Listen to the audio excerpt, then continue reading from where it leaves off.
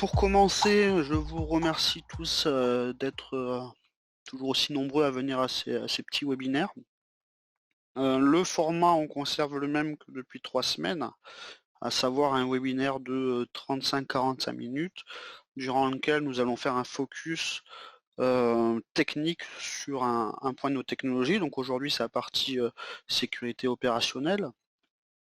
Vous avez tous ces micros coupés, ce qui veut dire que vous pouvez poser vos questions dans la partie questions-réponses. On y répondra à la fin du webinaire.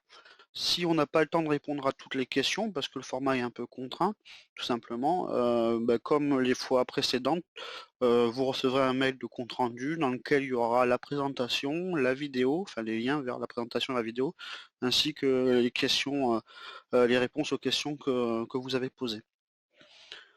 On va commencer, je vous propose de commencer tout de suite. Donc, Benjamin, peux-tu avancer? Donc, la sécurisation des infrastructures OT. Qu'est-ce qu'une infrastructure critique? Quelle est la cible principale, si je puis dire, en termes de périmètre qu'on va venir sécuriser avec nos solutions? Ça va être toute la partie énergie, tout ce qui va être transport de l'eau, la santé, le transport au sens large, et bien évidemment l'industrie.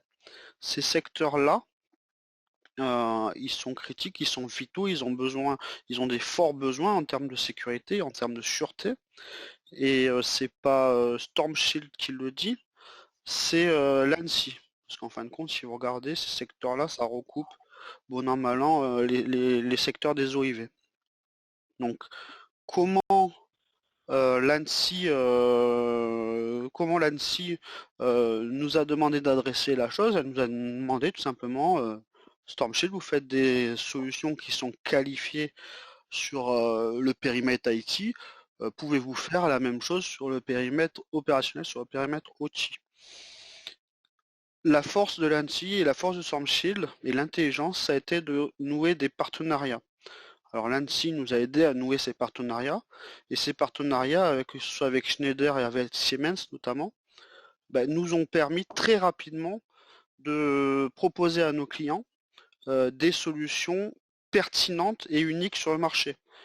Quand vous faites une solution qui va adresser un marché opérationnel, s'allier avec Schneider pour faire le design de votre hardware, c'est forcément un gros avantage. Et s'allier avec les leaders du marché pour qu'ils vous ouvrent leurs protocoles pour pouvoir apprendre à les analyser, c'est également un énorme avantage concurrentiel. Donc nous, notre parti pris, Storm Shield, a été de nouer ces partenariats. Donc vous en voyez quelques-uns ici, il y en aura d'autres sans doute à venir, pour pouvoir proposer une solution qui est vraiment unique sur le marché, qui ne se contente pas que de faire de la sécurité en surface, mais qui permet de faire de la sécurité en profondeur sur vos infrastructures opérationnelles. Donc voilà pour mon introduction. Pour la suite, l'agenda qu'on vous propose aujourd'hui, c'est une introduction à une sensibilisation à la sécurité industrielle qui sera faite par Vincent Niquez, suivie ensuite de notre réponse Storm Shield, comment on se positionne là-dedans. Donc ça, c'est Benjamin qui prendra la suite et qui viendra vous expliquer comment fonctionnent nos solutions au regard de cette sécurisation. Et enfin, comme d'accoutumé, on terminera par une partie de démo avant d'en passer aux questions-réponses. Encore une fois, je vous le dis, si vous avez des questions, n'hésitez pas à les poser tout au long du webinaire. On les notera et on y répondra à la fin. Je vous remercie et je passe maintenant la parole à Vincent. Bonjour à tous. Je vous propose donc d'accéder à la partie sensibilisation, donc à la cybersécurité industrielle. Je voudrais faire un focus sur les différences qu'on rencontre entre les systèmes IT et les systèmes OT. Il est important de comprendre justement la différence sur les aspects opérationnels, organisationnels et de manière générale sur le fonctionnement des systèmes pour pouvoir implémenter une bonne cybersécurité sur ces systèmes. Alors, je vais faire un petit focus sur quelques éléments intéressants justement en termes de différence. Le premier élément important, c'est l'objectif du système. Côté IT, l'objectif du système d'information IT, c'est de traiter des données. Sur un système industriel, en fait, la donnée, elle est que le moyen d'avoir une action sur le monde réel. C'est-à-dire qu'on va exploiter une donnée pour ouvrir une vanne, activer un vérin, accélérer un moteur. Donc c'est vraiment la donnée qui est au cœur de tout, mais pour l'outil, c'est pour piloter une installation. Ensuite, important, c'est de la durée des systèmes. Sur un système OT, on met en place des infrastructures qui coûtent cher et qui sont conçues pour durer 10, 20, 30, 40 ans. À l'inverse de l'IT où on préconise une exploitation, par exemple, d'un PC sur 5 ans. Donc, c'est des systèmes qui ont une longue durée de vie et qui, du coup, eh bien, aujourd'hui, en fait, sont déjà mis en œuvre et déployés depuis 10, 15, 20 ans. Et il se trouve qu'aujourd'hui, ils sont dépourvus de sécurité. Il y a très peu de sécurité sur ces systèmes-là. On est sur des équipements vieillissants. Il n'est pas rare de trouver des OS qui sont plus maintenus par Microsoft, du type Windows XP sur des postes de supervision, par exemple. Des automates qui seront sans gestion de login et sans mot de passe, des réseaux à plat sans segmentation, sans gestion de VLAN, etc. Donc il y a ça à prendre en compte, c'est important quand on veut mettre de la sécurité, bien en compte, prendre en compte justement le fait que c'est des systèmes qui sont conçus pour durer, et voilà, et du coup il peut y avoir des lacunes sur les aspects de cybersécurité qui rendent difficile un petit peu la mise en œuvre de la cybersécurité. Il y a des contraintes opérationnelles également. Sur des systèmes industriels, on fonctionne en 24/4. Non, on fonctionne, si tu peux revenir, voilà. On est sur des systèmes qui fonctionnent en 24/7 avec des fenêtres d'intervention qui sont très réduites. Il se peut sur certains process, on peut avoir une journée de maintenance sur toute l'année. Donc il y a du monde qui se bouscule justement pour assurer sa maintenance avec les intégrateurs qui doivent assurer justement la maintenance de leur système. Et donc en plus, il faut pouvoir ajouter de la cybersécurité là-dessus. Donc voilà, il y a des contraintes à ce niveau-là. On est sur des systèmes temps réel et déterministes, c'est-à-dire que la donnée, quand elle transite au plus proche du process, elle peut difficilement supporter la latence. Donc il faut, quand on veut mettre en place de la sécurité, eh bien avoir des équipements déjà qui répondent et qui soient avec des performances à la hauteur. Il faut faire en sorte que la sécurité ne perturbe pas le process. Ensuite, on peut avoir des contraintes environnementales. Sur le côté IT, on est souvent bien loti puisqu'on est sur des salles serveurs climatisées, on va être dans les bureaux. Éventuellement, si on est en télétravail, comme en ce moment, on est à notre domicile, donc tout va bien. Côté OT, on est sur des systèmes qui sont déployés dans les tunnels, dans les carrières, dans des usines, globalement dans des environnements urbains, tout ce qui est smart city, avec tout un tas de contraintes, que ce soit de l'électromagnétisme, de la température, de l'humidité, de la poussière. Donc il faut prendre en compte aussi cet aspect-là quand on veut mettre en place de la cybersécurité, avoir des équipements qui répondent à ces environnements un peu hostiles. Ensuite, les personnes qui interviennent sur ces systèmes, côté IT, on les connaît, c'est la RSSI, la DSI. Côté OT, ça peut être des responsables d'usine, des mainteneurs, de différentes personnes, de différentes sociétés. Ça peut être des intégrateurs, ça peut être l'exploitant, ça peut être le fabricant de machines, etc., qui vient faire sa maintenance. Donc voilà, différentes populations qui viennent intervenir sur ce système. Dans le slide d'après, on va voir justement les objectifs de cybersécurité qui sont essentiels avec un focus particulier sur le premier objectif. Côté IT, l'essentiel, c'est la confidentialité. Sécuriser la base de données clients, sécuriser et assurer la confidentialité des contrats, la comptabilité. Voilà. Globalement, le point essentiel, c'est la confidentialité. Côté OT, c'est vraiment la disponibilité qui prime et l'objectif de cybersécurité. C'est s'assurer que le process fonctionne et qu'une attaque, eh bien, elle vient pas perturber le fonctionnement. Donc c'est ça qui est vraiment important. Côté IT, la disponibilité, elle intervient qu'en troisième position parce qu'on est plutôt dans un système en best effort où on peut tolérer une coupure de réseau, où on peut mettre à jour son antivirus à la pause café, alors que mettre à jour un antivirus côté OT, c'est souvent très compliqué et ça nécessite justement de mettre en place une intervention spécifique. Donc voilà, en termes d'objectifs cybersécurité, je vais passer maintenant aux architectures des systèmes industriels dans le slide d'après, voilà, où on voit en fait l'ensemble d'une infrastructure type ICS, donc voilà, un système industriel dans sa globalité. Ça, c'est quelque chose qui est normalisé, hein, c'est la pyramide du CIM, c'est également, on appelle ça le modèle de Purdue. Donc ces 5 niveaux essentiels. Je vous propose justement de les passer en revue sur l'aspect plutôt côté automatisme pour bien comprendre justement comment sont architecturés ces systèmes. Si on regarde du niveau 0 au niveau 4, le niveau 0, on a les actionneurs et on a les capteurs. Donc les capteurs, eh bien, ils vont capter une information, capter de la donnée. On va avoir des capteurs optiques de température, de mouvement, de niveau, donc ils vont récupérer de la donnée, qui vont transmettre aux automates, et après on va avoir des actionneurs qui vont intervenir, et eux ils vont intervenir sur le process. Ils vont ouvrir une vanne, arrêter un moteur, voilà, freiner une machine, etc. Donc voilà, niveau 0, à capteur et actionneur, voilà, on n'est pas sur des réseaux Ethernet, on est plutôt sur des liaisons série à ce niveau-là. Niveau 1, on est sur des connexions Ethernet, et on est avec donc les équipements qu'on va retrouver dans le niveau 1, ça va être des équipements type automate, des équipements de commutation. Si on a mis de la sécurité au plus proche des automates, il peut y avoir des firewalls. Donc si je reviens sur les automates, l'objectif de l'automate, c'est de pouvoir piloter en fait le process industriel, récupérer les informations des capteurs et piloter les actionneurs. C'est des programmes, donc ils sont constitués de programmes informatiques qui pilotent donc ce process. Et ils peuvent avoir des interconnexions entre eux, donc interautomates, ou ils peuvent faire remonter également de l'information à la supervision, qu'on retrouve en niveau 2. La supervision, c'est un serveur SCADA et une IHM. Globalement, c'est un système qui permet d'avoir une vue temps réel sur l'ensemble du process, qui contrôle la vie de l'usine et du process. Elle va être capable de détecter, localiser des pannes ou des défauts, prendre la main sur un automate éventuellement s'il y a besoin d'avoir une intervention manuelle, comme je disais tout à l'heure, s'il y a besoin de freiner une machine ou arrêter un événement, elle va pouvoir prendre la main. Voilà. Et cette supervision, elle va communiquer avec un ensemble d'équipements qui sont sur le niveau 3. Alors ces équipements, il y en a deux, c'est souvent des serveurs, enfin c'est des serveurs d'ailleurs, c'est le serveur d'Historian et c'est le MES. Alors le serveur d'Historian, c'est une serveur de base de données distante qui va stocker en fait les différentes alarmes du système de supervision et qui va effectuer justement une analyse de ces données en cas d'incident ou d'anomalie du process industriel. Donc ça, c'est des données cruciales pour le système.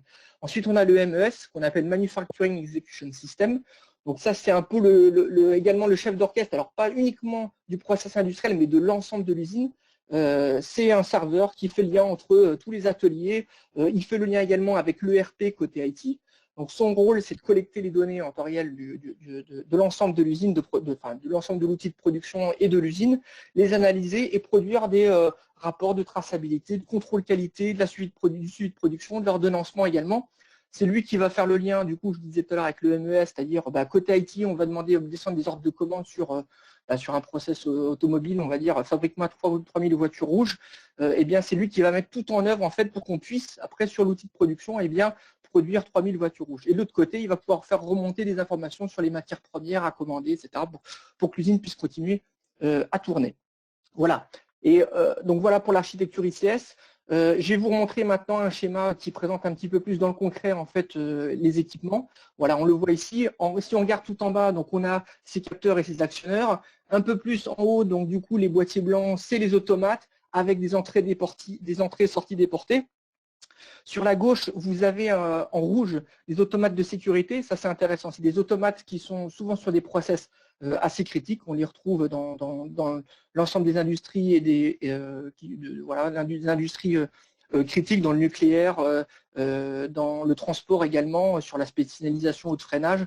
Donc, c'est des automates qui sécurisent les process critiques, qui ont des fonctions de diagnostic interne pour détecter les pannes ou les dérives de leur équipement eux-mêmes. Si je fais une analogie en fait avec un feu tricolore, on peut avoir un automate justement qui gère les feux tricolores. Et bien s'il a un problème sur cet automate, et bien l'automate plutôt que d'éteindre le feu, et bien il va faire en sorte que le feu orange se mette à clignoter. Donc voilà, donc même en mode dégradé, il va continuer à trouver une solution pour répondre au service.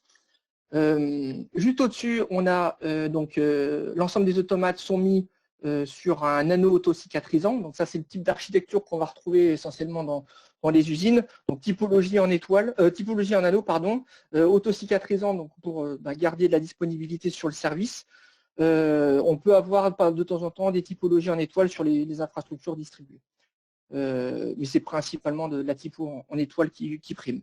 Et au-dessus, on va avoir donc les serveurs SCADA pour l'aspect supervision, l'Historian, le MES un peu plus au-dessus, et l'IT tout en haut. Voilà un petit peu côté architecture ce qu'on y retrouve. Je vais continuer ensuite sur un focus rapide mais intéressant, sur une norme qui fait foi dans le domaine de la cybersécurité industrielle, c'est l'UEC 62443. C'est une norme vraiment prépondérante et connue de la plupart des gens qui travaillent sur ces sujets. Je vais introduire quelques notions intéressantes de cette norme. La notion de zone et conduite. Donc en général, pour la première étape de la sécurité d'un système industriel, c'est d'établir une analyse de risque. Une fois qu'on a fait cette analyse de risque, on va pouvoir identifier un certain nombre de zones sur le système industriel. Donc on regroupe en fait tous les équipements et toutes les fonctions dans des zones. Objectivement, ça va être de réunir en fait les équipements qui partagent le même niveau de criticité. Et puis on va identifier des conduits qui sont les communications entre ces zones. Donc les clés, là, ça peut être une clé USB, un câble réseau, une liaison VPN. Donc voilà. Et donc on va appliquer en fonction de ces zones justement des exigences de sécurité et des actions et des fonctions de sécurité. Alors dans la 62443, on exprime également 7 exigences de sécurité qui sont à un certain nombre de niveaux. Ça peut être les sujets de contrôle d'identification et d'authentification, contrôle des usages, l'intégrité du système, l'intégrité des données qui sont données jusqu'au process, voilà, la confidentialité des données, c'est quand même un point, la restriction des flux de données, voilà, tout ce qui est lié justement à la segmentation, etc. Donc ça, c'est 7 exigences, on va dire, de sécurité qui peuvent être appliquées sur chacune des zones en fonction de l'objectif de la zone et en fonction des équipements qui sont dans les zones. Et va s'ajouter à ça, en fait, des niveaux de sécurité qu'on va identifier. Il y a 4 niveaux de sécurité dans la 62443 qui sont définis en fonction de tout un tas de critères qui sont définis dans l'analyse de risque. Et à partir de là, on va pouvoir déterminer en fait un niveau de sécurité sur la zone. Donc, en assemblant en fait l'ensemble de ces éléments, on va pouvoir pour chacune des zones adapter donc une criticité et surtout des bonnes pratiques et des fonctions de sécurité liées justement à ces 7 aspects importants. Et dernier slide, justement, c'est pour remettre ça dans le contexte. Alors juste après, peut-être on peut peut-être passer, parce que du coup j'ai énoncé en fait cet aspect-là, mais voilà, si on regarde l'architecture qu'on a vue tout à l'heure, au regard de la 62443, en gris, vous voyez justement les zones qu'on aurait pu définir, avec, si on regarde en bas à gauche, eh bien, la criticité des automates de sécurité qui sont identifiés. On a les automates redondants là qu'on voit au milieu, eh bien, ça fait une zone. Plutôt à droite, un process qui n'est pas forcément critique qu'on a identifié aussi comme une zone. Un peu au-dessus, un automate qui pilote un point d'accès Wi-Fi, qui est en connexion avec un point d'accès Wi-Fi, du coup c'est une zone particulière. Et puis les niveaux aussi qu'on a vu dans le modèle de Purdue qui sont aussi qui font office de zone. La 62443, au regard justement de la segmentation réseau et de l'intégrité des données, elle préconise quoi? Elle préconise de mettre un firewall en fonction en bordure de chacune de ces zones pour assurer justement la protection des extrémités et pour apporter une segmentation du réseau. Et en complément, en fait, elle va apporter une intégrité de l'information, puisque avec l'analyse protocolaire qu'on va pouvoir mettre en œuvre sur ces firewalls, et notamment sur des protocoles industriels, on va pouvoir s'assurer de l'intégrité du système, intégrité de la donnée, pour que le process puisse continuer à fonctionner dans son objectif de fonctionnement. Donc, s'assurer qu'une cyberattaque en fait dérive pas en fait le process et ne fait pas changer des variables qui vont perturber le process et faire des dégâts sur les personnes, sur les équipements, sur les installations. Et voilà. Merci Vincent. Avec plaisir. Respire, maintenant que tu as passé cette grosse partie. Si vous avez plus de questions, on a mis pas mal de dossiers en annexe, vous le verrez, puis n'hésitez pas à revenir vers nous si vous avez d'autres questions au regard de cette normalisation. Vincent pourra y répondre. Benjamin, c'est à toi.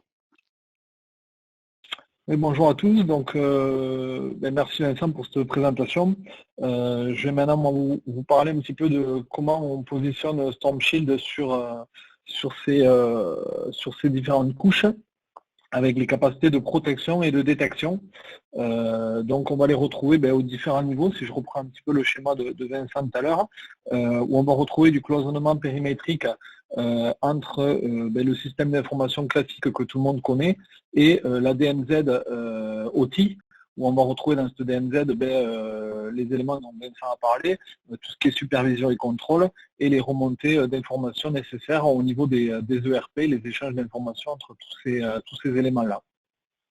Ensuite, en descendant au niveau supervision et contrôle, les possibilités que l'on va retrouver avec Storm Shield, ça va être d'installer un agent qu'on appelle Storm Shield Endpoint Security pour permettre de durcir les pupilles de commande. Donc, ils sont souvent sur des OS obsolescents, les durcir au niveau OS, donc uniquement ce qui est prévu pour tourner sur ces postes-là fonctionne, et également la gestion des périphériques USB pour empêcher un opérateur de venir plugger son smartphone ou une clé USB de façon non autorisée. Si on descend un peu plus bas, on va pouvoir être capable de micro-segmenter l'information entre les PLC et les automates en venant lire les codes de fonction, les adresses de mémoire, les jeux de service, et on va faire plus que les lire, puisqu'on verra tout à l'heure qu'on sera également capable de bloquer des codes malveillants. Si on fait un petit focus sur SES dans Storm Shield Endpoint Security, il va avoir plusieurs fonctionnalités. La première, ça va être de prolonger le fonctionnement des équipements obsolètes, donc tout ce qui va être Windows XP, Windows Server 2003 et maintenant Windows 7 qui va arriver en obsolescence sans mise à jour Microsoft. Le but du jeu, c'est de venir installer donc, cet agent sur les stations. Cet agent, il fonctionne sans base de signature. C'est du comportemental pur. Ça fonctionne à l'inverse de l'antivirus, c'est-à-dire qu'on ne va pas permettre le fonctionnement comme un poste classique. On va tout interdire et on va faire du whitelisting et n'autoriser que ce qui est censé fonctionner. Ça va permettre de faire du contrôle de périphérique également, comme je le disais précédemment, donc venir autoriser uniquement une clé USB à son numéro de série ou uniquement le chargement d'un smartphone et pas de partage de connexion pour streamer un match de foot par exemple. On va retrouver ensuite une politique contextuelle, c'est-à-dire qu'on va pouvoir, comme Vincent le disait tout à l'heure, avoir une politique de prod, donc où tout est verrouillé, uniquement le logiciel fonctionne pour piloter la chaîne de production. Et ensuite, on va pouvoir retrouver une autre politique contextuelle qui sera par exemple une politique de maintenance où on va pouvoir permettre aux différents intégrateurs de venir faire les mises à jour du système. Comme il n'y a pas de signature ou ce genre de choses, ça a une très faible empreinte matérielle sur le système, étant donné qu'on n'est pas en permanence en train de scanner les processus pour voir s'il n'y a pas une signature d'un élément malveillant qui tourne. Un élément très important également, c'est que cet outil est qualifié par l'ANSI et il est interopérable avec tous les applicatifs métiers Schneider Electric et Siemens, parce que c'est des fois un gros point de blocage où les gens du métier disent qu'il n'y a que Schneider et Siemens qui peuvent intervenir sur les systèmes, tandis que là, SES a été testé et validé par Schneider et Siemens, qui sont quand même deux des gros fabricants sur le marché. Si on passe maintenant à la protection périmétrique avec la gamme de Firewall, on va retrouver différentes familles, à commencer par la famille industrielle, donc qui est le fruit du partenariat entre Storm Shield et Schneider, avec cet hardware industriel, le SNI 40, qui a été spécifiquement développé pour des environnements contraints, comme Vincent l'a expliqué tout à l'heure, fort taux d'humidité, de poussière, de vibration, donc avec des normes bien spécifiques au monde industriel. Il est également RIDIN, avec une double alimentation 24 volts, donc c'est vraiment quelque chose qui est, à l'image du monde industriel, robuste. Ensuite, on va retrouver les familles de firewall classiques que vous connaissez, en modèle hardware, qui sont via une licence capable de porter de supporter les mêmes protocoles industriels et la même inspection que le boîtier SNI 40. Et on va retrouver un dernier point, donc la gamme virtuelle, donc qui peut être embarquée sur différents types d'hyperviseurs, qu'ils soient on-premise ou dans le cloud. Le but du jeu, c'est d'être compatible avec des normes que les boîtiers physiques de notre gamme n'ont pas, typiquement des gammes de type avionique ou des gammes de type naval. Tout cela tourne bien entendu, comme toujours chez Storm Shield, sur le même firmware. Donc si vous savez configurer un boîtier quel qu'il soit, vous savez tous les configurer. Et tout est manageable depuis la console de management centralisé SMT. La petite nouveauté qui est à venir, et donc pour l'instant nous n'avons pas encore de visuel officiel à vous communiquer, c'est qu'il va y avoir un boîtier plus petit que le boîtier SNI 40 qui va être annoncé là très prochainement dans les mois qui suivent. Si on passe maintenant à l'inspection, donc on va retrouver plusieurs niveaux d'inspection. Des inspections de type passif, comme une sonde, qui va vous permettre d'avoir, en fonction de l'inspection en profondeur qu'elle va être capable de faire sur les protocoles industriels, une visibilité imparfaite ou une visibilité totale du trafic, mais en ayant un comportement totalement passif, c'est-à-dire qu'elle n'aura pas d'influence sur le trafic. Par exemple, s'il y a une attaque sur une centrale hydraulique et que l'opérateur possède une sonde, ben, il verra quel équipement a lancé la commande qui a fait ouvrir les vannes, mais il n'y aura aucune possibilité de bloquer le trafic et donc d'empêcher, mettons, une vallée d'être inondée. Si on travaille au niveau IPS, donc avec un firewall, on va être capable d'avoir une influence sur ce trafic. Donc si on est sur un contrôle par signature, on va pouvoir avoir un contrôle limité sur ce trafic, mais on pourra effectuer un blocage si la signature correspond à quelque chose de connu comme être malveillant. Si par contre le firewall fonctionne au niveau DPI, donc une inspection protocolaire avancée, on va avoir un contrôle total sur ce qui se passe et donc on pourra avoir une réponse adaptée. À savoir que, comme l'indique la flèche bleue de gauche, Storm Shield est capable d'être positionné dans tous les cas de figure qui sont présentés dans ce slide. Donc avec un niveau de blocage maximum, un niveau de contrôle maximum. Pour aller un peu plus loin et y avoir une explication plus avancée sur ce que c'est que la signature et le DPI, je vous propose de faire une analogie avec une pièce d'identité. Parce qu'une pièce d'identité, tout comme un protocole IT ou OT, on a une norme et on va pouvoir retrouver certains éléments qui nous permettent de vérifier que le flux il est conforme ou bien qu'il est non conforme. Comme par exemple la bande MRZ en bas ou la présence de la photo à droite ou à gauche. Alors, je vous propose de revenir un peu plus en détail là-dessus. Donc on va prendre l'exemple d'une signature sur le flux. Donc une signature sur le flux, ça va être une valeur qu'on va chercher en fait, peu importe où elle est dans la trame qui va traverser le pare-feu. On a un énorme risque de faux positif parce qu'en fait, elle peut se situer, cette signature, n'importe où dans la trame. Donc par exemple, si on fait l'analogie avec la pièce d'identité, on va être capable de vérifier qu'il y a bien une photo sur la pièce d'identité. Par contre, elle n'est pas au bon endroit et le nom de la bande MRZ, on s'en fiche complètement. Si on fait une signature sur le protocole, on va être déjà un petit peu plus précis, étant donné qu'on va contrôler une valeur, mais en sachant où c'est qu'elle doit être positionnée. Donc, on recherche la valeur 11, mettons, dans l'entête, et on recherche la valeur 11.01 dans la commande.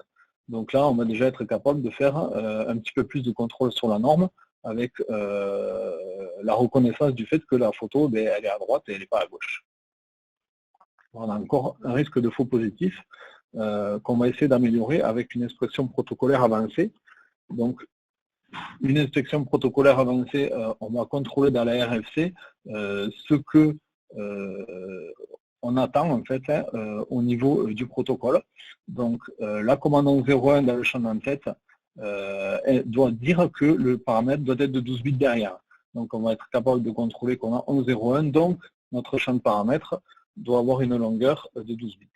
Donc là, ça nous permet de contrôler, en plus de tout à l'heure, le positionnement de la photo, de voir que, par exemple, le prénom est différent sur la bande MRZ et dans le champ prénom sur la pièce d'identité.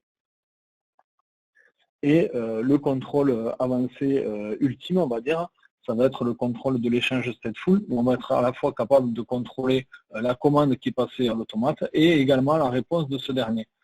Donc, par exemple, comme tout à l'heure, on envoie la commande 11.01 dans notre champ de paramètres de 12 bits, et le paquet de réponse, la RFC dit qu'il doit y avoir une valeur de 1 avant le dernier bit de l'entête. Donc là, on est capable de contrôler tous les éléments précédents, plus la partie visa de la carte d'identité. Comment ça se passe d'un point de vue concret? On va avoir un programmateur qui va programmer un séquençage sur la machine, les serveurs de supervision et de programmation. Cette machine va le traduire en code de fonction pour l'automate qui sera envoyé par le PLC. Donc ça pilote des zones mémoire avec là, dans le cas de l'exemple, un bras et une ampoule. Comment nous, on voit l'amélioration de la sécurité à ce niveau-là? C'est venir positionner donc un firewall de la gamme industrielle en coupure pour être capable de lire les échanges entre le programmateur et l'interface de l'automate et d'avoir des autorisations d'écriture et de lecture sur les différentes zones de mémoire et donc de venir verrouiller toute utilisation malveillante de ces zones de mémoire. Au niveau de l'IPF, il y a aujourd'hui deux types de protocoles, des protocoles qui sont standardisés, donc qui sont ouverts entre guillemets à tout le monde, et des protocoles qui sont propriétaires. Donc dans ceux qui sont cités, là vous en reconnaîtrez des très fréquemment utilisés. Aujourd'hui, Storm Shield, on va être capable de faire de l'expression protocolaire avancée sur plus de 10 protocoles, à la fois standardisés et à la fois propriétaires, grâce au partenariat que l'on a fait avec les différents constructeurs sur la partie propriétaire.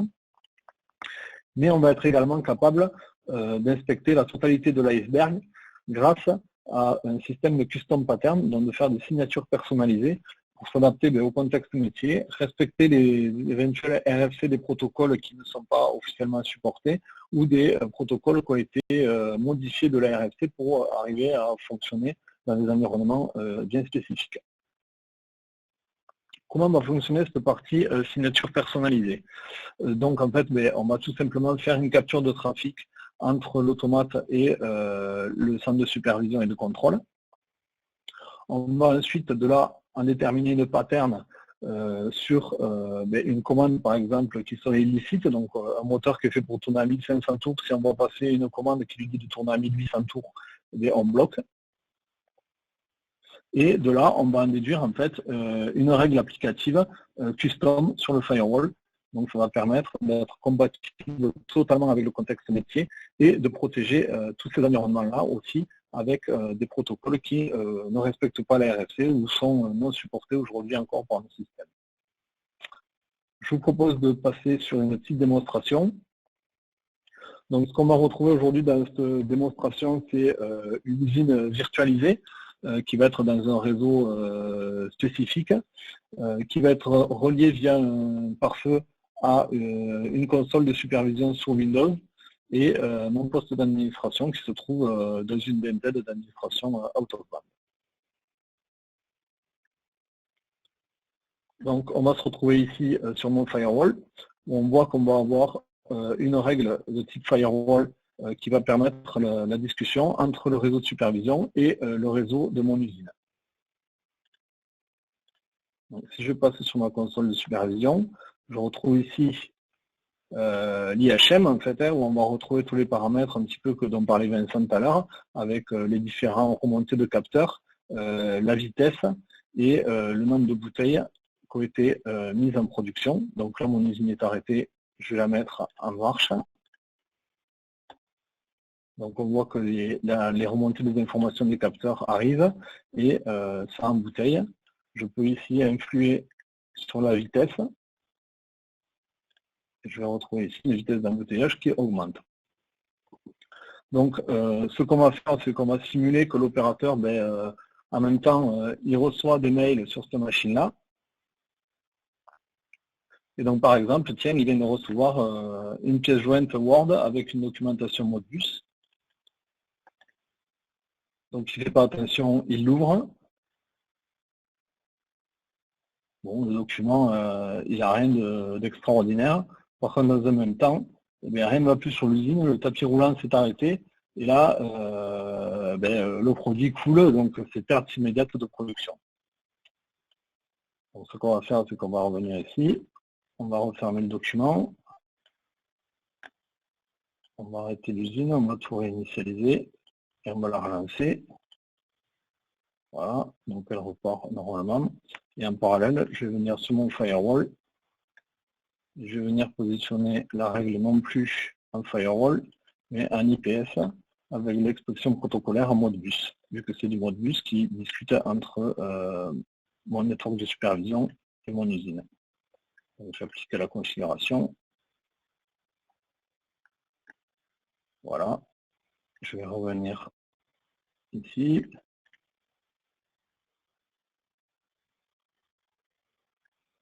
Donc c'est pas de chance, le technicien il rouvre le document.